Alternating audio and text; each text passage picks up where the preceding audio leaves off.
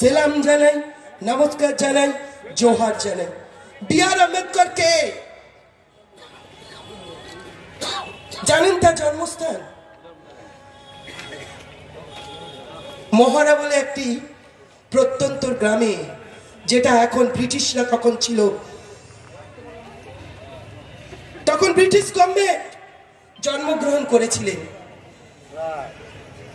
তিনি ছিলেন কনিষ্ঠ পুত্র। তিনি জন্মানোর পর থেকে দলিত, এই মহারা যারা না তারা হলো দলিত। অর্থাৎ আগেকার দিনে ছিল জাত পাত বর্ণ বৈষম্য, ছোট জাত নিচু জাত, আমাদেরও ছিল। এই বাংলাতেই দেখেছি কোন ছোট জাতের মানুষ এলে যদি এসসি এসটি কেউ আসতো, আদিবাসী ভাই বোনরা, তারপর কি করতো? গোবর ছড়া দিত। এই কালচার ছিল। তিনি সেই দলিত পরিবারের সন্তান ছিলেন। তিনি তার শিক্ষা জীবনে সব পণ্ডিত মানুষ। ভারতবর্ষের প্রথম ইকোনমিস্ট, ডক্টরেট করেছিলেন।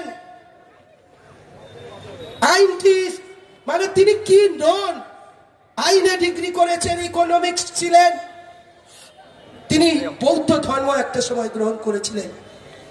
আমরা তাকে বোধিসত্ত্বও বলা হয়, আধুনিক বুদ্ধও তাকে বলা হয়। তিনি কাদের জন্য লড়াই করেছিলেন? সমাজে যারা পিছিয়ে পড়েছে, যাদের শিক্ষার আলোক নেই, হতদরিদ্র, যাদের জাতপাত বলে পিছনের সারিতে রেখে দেওয়া হয়, তাদের জন্য লড়াই করেছিলেন।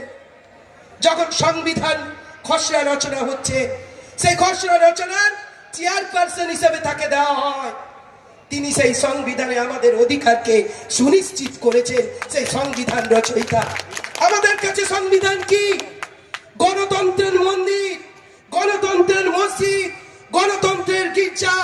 আমরা সেইভাবে গণতন্ত্রের সেই সংবিধানকে আমরা মাথায় নিয়ে চলি। আর কি করেছি? আমরা জোড়ো করে জল পান করত। তিনি আন্দোলন করেছিলেন 1945-এ। তিনি বাধ্য করেছিলেন সেই মহারা পৌরসভার মিউনিসিপ্যালিটিকে আইন প্রণয়ন করতে, রেজলিউশন প্রণয়ন করতে, যে বর্ণ বৈষম্য থাকবে না, এই মানুষের মধ্যে ভেদাভেদ থাকবে না, জল সবার জন্য। তাকে জল খেতে দেওয়া হয়।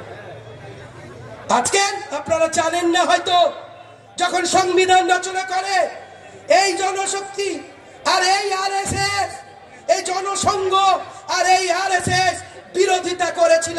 আম্বেদকরকে মূল্য দেয়নি, গুরুত্ব দেয়নি এই বিজেপি। তাদের কাছে কি প্রত্যাশা আমরা করব? তাই আমার নেত্রী ডাক দিয়েছে, আমাদের লিডার ডাক দিয়েছেন অভিষেক বন্দ্যোপাধ্যায়। গতকাল যুবর মিছিল হয়েছে গোটা বাংলা জুড়ে। আজকে মাদার তৃণমূল কংগ্রেসের ডাকে আজকে মিছিল হচ্ছে। আমি আপনাদেরকে বলি, এ কেশপুর লড়াইয়ের মাটি আমার থেকে আপনারা বেশি জানেন। কেশপুরে বিজেপি শূন্য, সিপিএম আগেই শূন্য হয়েছে, কংগ্রেসকে খুঁজে পাওয়া যায়নি। তাই যতদিন না অমিত শাহ মোদী সরকার প্রকাশ্যে ক্ষমা চায়, আমাদের আন্দোলন চলবে। আর আগামী 26 আগামী লোকসভা কেন্দ্র থেকে মোদীকে সরানোর অঙ্গীকার করতে হবে। এই সাম্প্রদায়িক শক্তিকে সরিয়ে দিতে হবে।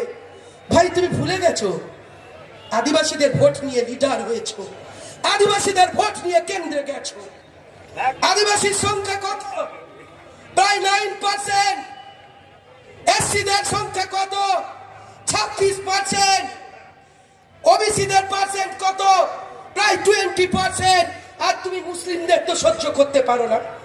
তুমি তো ক্ষমতায় এসে বিজেপি সরকার এনআরসি করে তুমি তো শুরু করেছো কিভাবে মুসলিম হটাও আর ভারতবর্ষ বাঁচাও স্লোগান দিয়েছে।